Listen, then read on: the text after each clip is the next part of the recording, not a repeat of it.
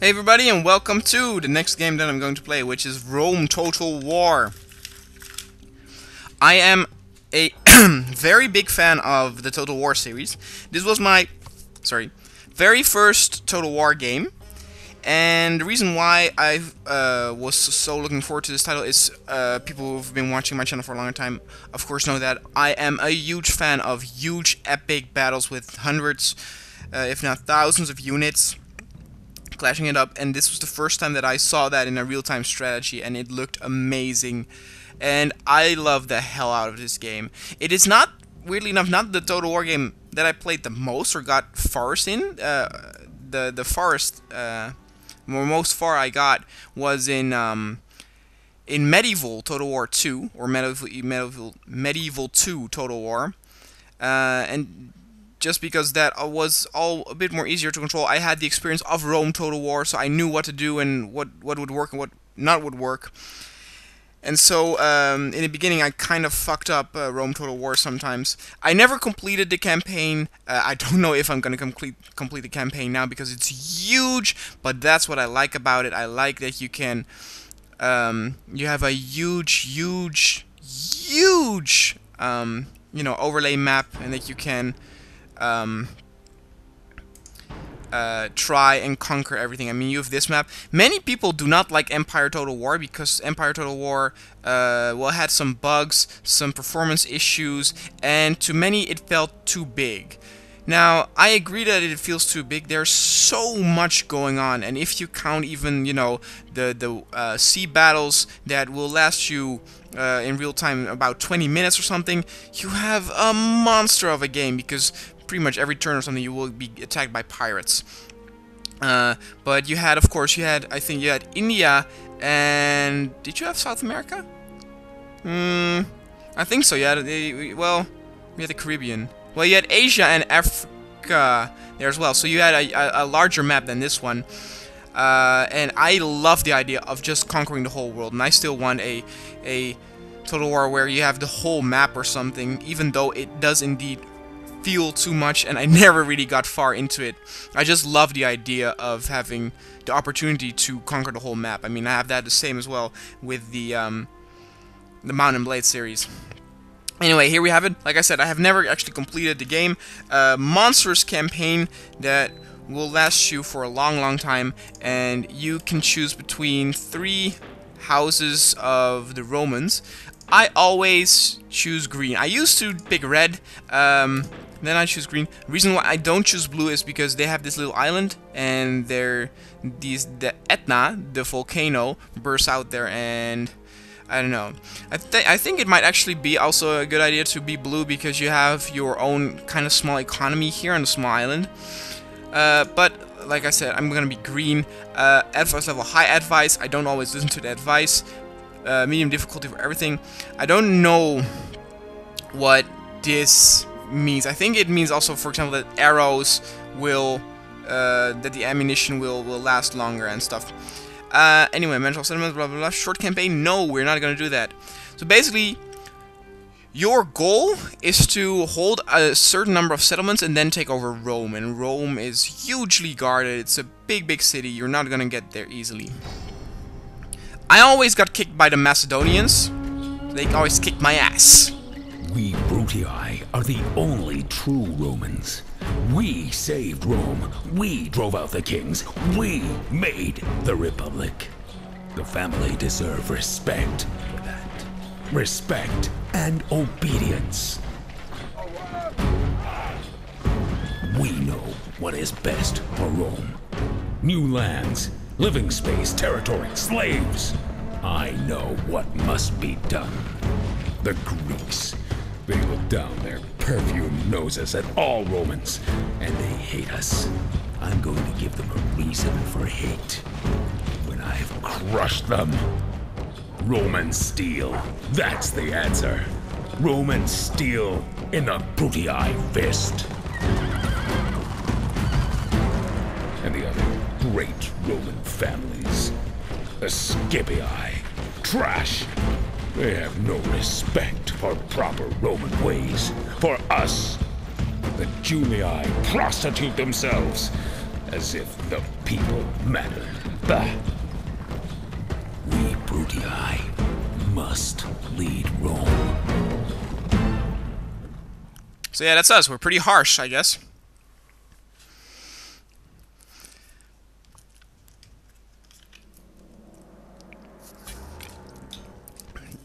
And this game creates such a unique mix of turn-based building and management sims together with the real-time strategy battles, so that people who love games like Civilization can really enjoy this game as well.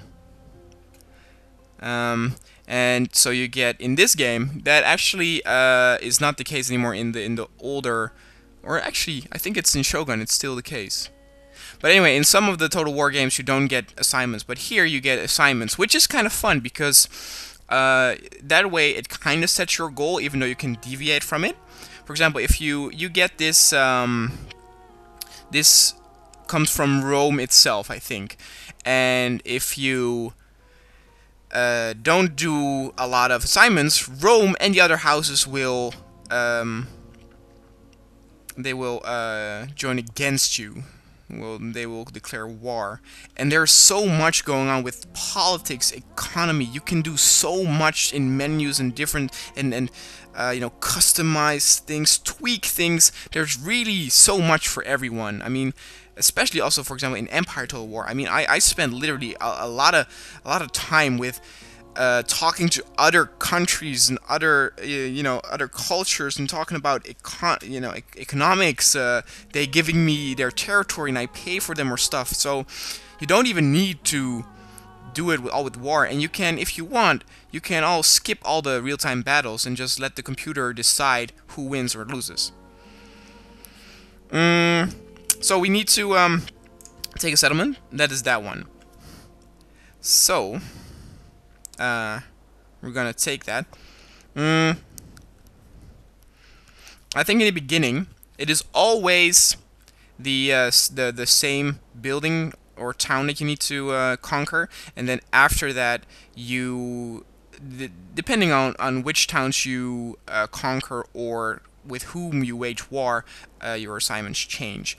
But as you can see, we need to we have 10 turns, which is 5 years. Every turn is a half a year, and if you succeed, I will be greatly rewarded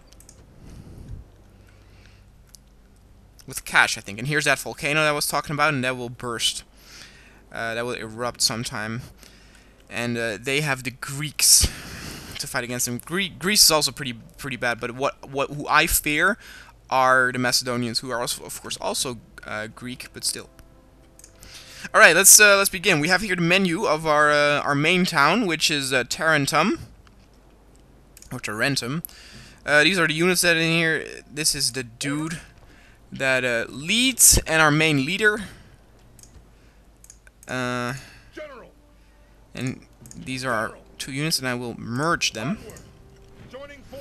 And I will not immediately attack them, even though I think I would have enough units to attack them. But what I'm gonna do is I'm gonna build some stuff, and I'm gonna hire some people to fight for me to increase my army.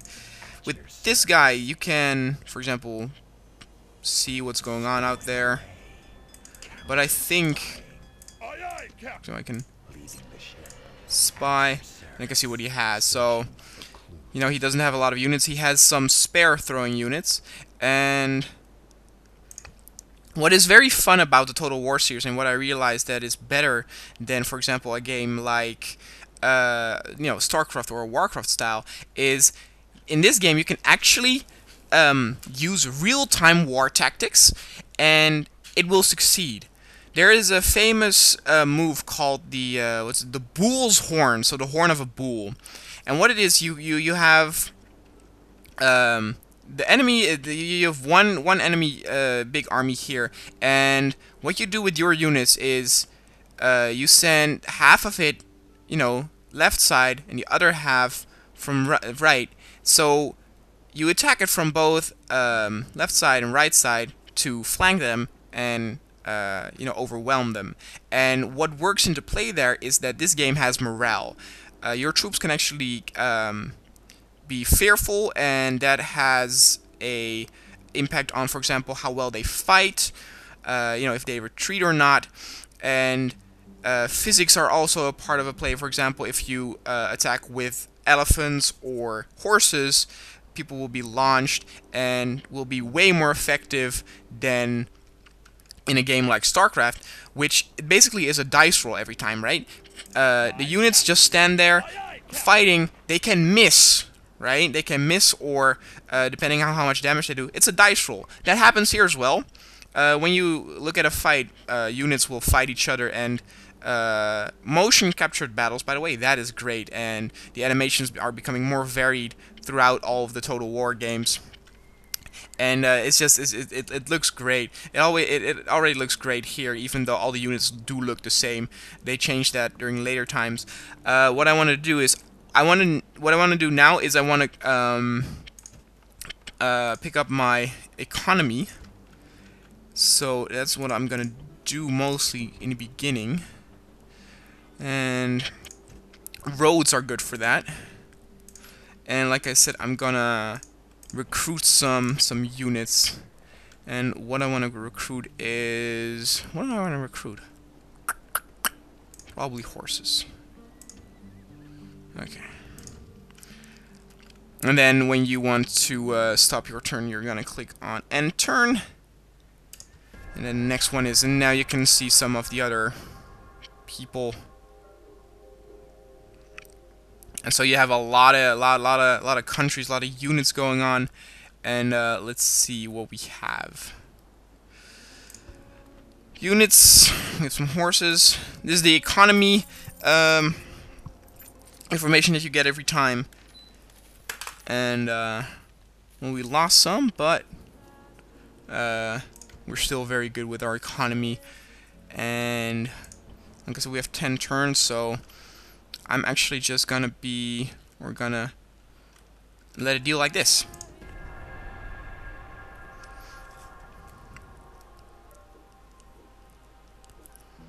And necessary to say, you can see, this is a very time-consuming game.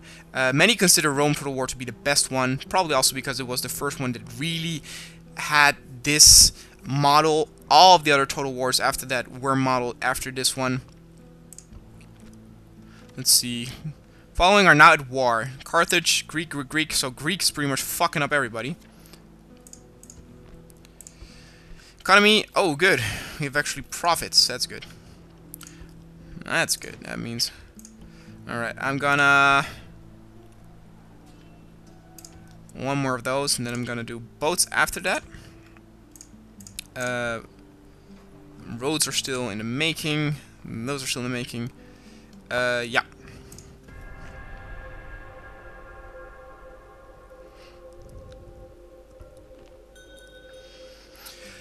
Here we have a suitable husband, and you can choose to let this guy marry one of your daughters, so that you get a general with it. If you don't have a general stationed at one of the towns, people will riot, and basically you need to use them for that. They also are good for morale and stuff, so you never want to let your general fight at the front lines. I sometimes choose to fight or use him in a fight during the last stand of the enemy, because as you can see, he has a... this guy here has a orange... what is it, an arrow? Well, whatever. An arrow, which is a level up, so your units can level up so that they can be brute killing machines. So I accepted him. That's good. Hey, marriage. So I have an extra, and here this guy is now in my army. War declared. Greek city, house of Julii. I'm Julii. But who's this? Rebel town. Yeah, no, I don't know. Let's see. These buildings are done. So let's do some new trader. Trader is of course good for economy. And as you can see, I don't have a lot of cash now, so I cannot build anything. You can adjust the tax rate here if you want. And for example, if you want to do diplomatic stuff, you can use this guy to do that. Boarding ship. Imperator. Imperator! Aye, aye, Captain. All ashore. I'm gonna save for a moment, just to check. Yeah, sure. To check if my frame rate is dropping and living up sometimes because of probably GPU power. But let's see. The agent Can I be of service? is. Don't worry, I'm not gonna talk to these guys. But if, for example, I'm now in war with Greece, maybe I can do something to avoid massive conflict. Prepare for battle. Oh yeah! All right, guys, let's battle. They have 481 men, which is more than I thought, but probably their main. And we have 1,000. So here you can automatically retreat, but let's fight real time.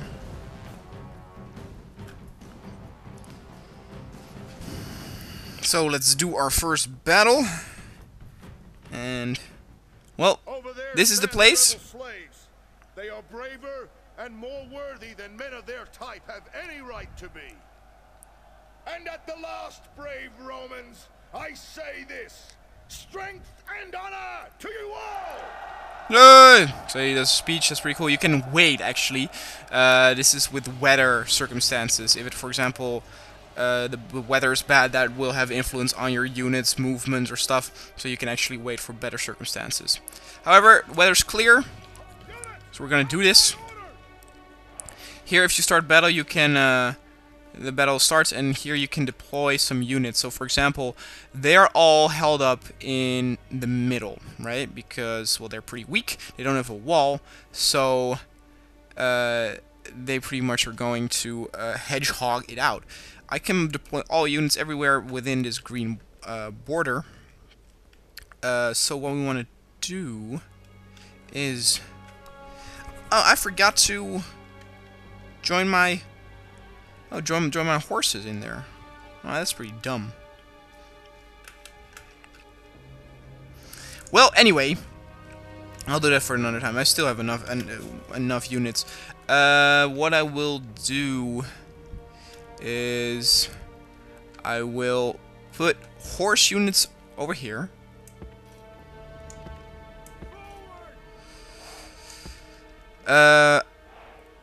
With support of these guys, these are spear throwers, so they can besiege them from a distance. And then depending on whether the enemy will go over there or here, this will be my main storm force. Yeah, and I will put these two here. All right, start battle. So, okay, let's look at the situation. They have their units there. They are long spearmen, so as you can see, and horses pretty much are useless there because if horses are attacking that directly, they will all be slaughtered. Horses' weakness are the spearmen, or spearmen, I should say. I can actually not control the camera up there. That is a weird thing in Rome Total War, where if your units are too far from another, you can actually not go there. Oh, and I fucked up because I chose this guy as well. I'm gonna walk to the edge of their town, and I'm gonna bring my general with it for morale. Now, as you can see, they're moving, and I'm wondering if they are going towards my spearmen.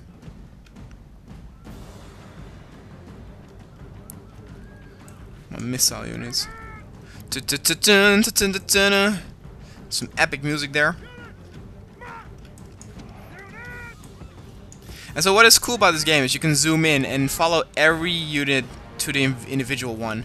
I mean, this game is amazing. I mean, the amount of detail that went into creating this. And you have to realize, this game came out in, I think, 2004 or something. I mean, this title was really a revolution when it came out. And this is dumb. I want to zoom in there, but I can't. Closer your units get, of course, the better.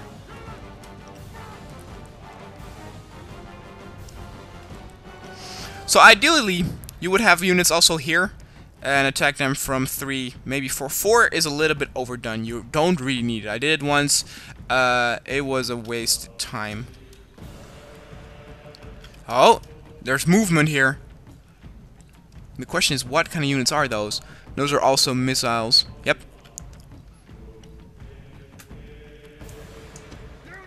As you can see, all my units are very close to each other, so they are easy targets. They walk now, but I